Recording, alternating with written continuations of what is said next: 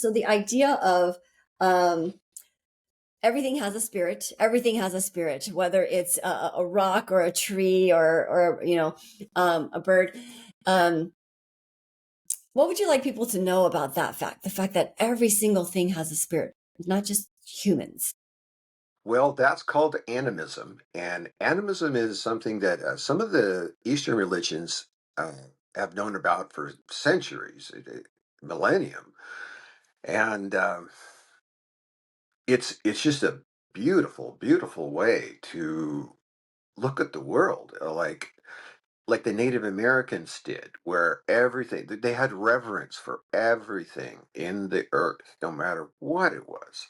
They would always have that reverence. When they would kill a deer, they would thank it for its life, and do almost like a little prayer ceremony, and hold it as it died.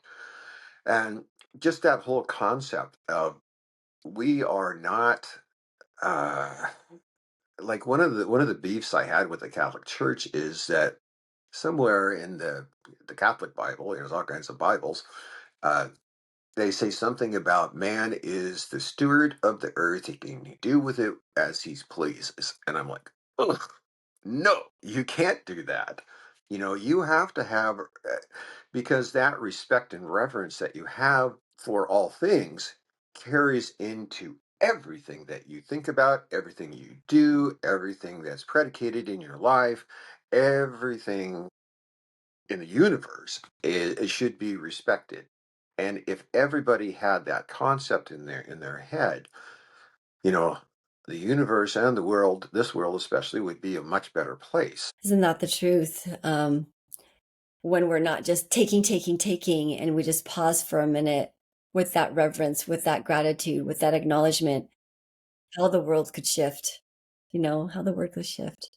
I love the just the guidance from the Native Americans around leaving an offering, leaving an Oh yeah. offering when we take, and whether it's verbal or tobacco. But yeah, I think we've lost that. As advanced as humans have gotten, we've really gone backwards in a lot of ways in terms of our connection with all of nature and its allies.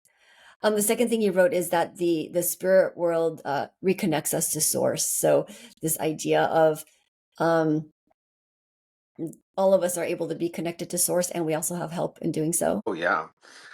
Yeah, I mean, the spirit world and nature are basically the same entity. It's just different faces of the same entity. So any time that we spend time in nature, we are closer to the spirit world and God, and if you want to call the spirit world and God in that vein. So yeah, you definitely have an in there every time that you go into nature to be closer to God. Mm. And it's something that we as human beings seem to crave. I always crave water and I crave being in nature. And those two things are very godly to me. I have so many patients that say that nature is their church. And, it's like I want to give them a high five. Yes. Go bathe in nature as much as you can, whether it's you actually are or you're just thinking about it, but be in nature. The third thing you wrote down is that, and you said this already, everyone gets to go to light. Everyone has access to going into light. There are no exceptions, no matter how bad you think you were, no matter what awful things you did, no matter what skeletons are in the closet, that everyone is worthy of going into the light. And what a beautiful message, especially for people who have guilt or worry about that.